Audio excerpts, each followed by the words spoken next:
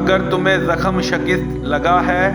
تو ان لوگوں کو بھی ایسا زخم لگ چکا ہے۔ یہ دن ہے کہ ہم ان کو لوگوں میں بدلتے رہتے ہیں، اور اس سے یہ بھی مقصود تھا کہ اللہ ایمان والوں کو متمیز کر دے اور تم میں سے گواہ بنائے، اور اللہ بے انصافوں کو پسند نہیں کرتا، اور یہ بھی مقصود تھا کہ اللہ ایمان والوں کو خالص مومن بنا دے اور کافروں کو نابود کر دے۔ کیا تم یہ سمجھتے ہو کہ بے آزمائش بہشت میں جا داخل ہو گئے، حالانکہ ابھی اللہ نے تم میں سے جہاد کرنے والوں کو تو اچھی طرح معلوم کیا ہی نہیں، اور یہ بھی مقصود ہے کہ وہ ثابت قدم رہنے والوں کو معلوم کرے، اور تم موت شہادت کے آنے سے پہلے اس کی تمنا کیا کرتے تھے،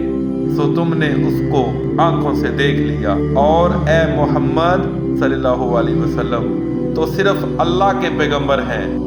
ان سے پہلے بھی بہت سے پیغمبر ہو گزرے ہیں، بھلا اگر یہ مر جائیں یا مارے جائیں تو تم الٹے پاؤں پھر جاؤ،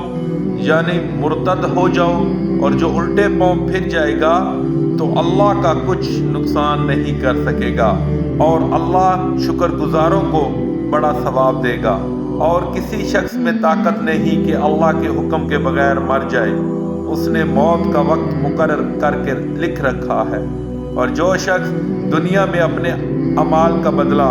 چاہے اس کو ہم یہی بدلہ دے دیں گے، اور آخرت میں طالب ثواب ہو اس کو وہاں اجر عطا کریں گے، اور ہم شکر گزاروں کو عنقریب بہت اچھا صلہ دیں گے۔ اور بہت سے نبی ہوئے ہیں جن کے ساتھ ہو کر اکثر اہل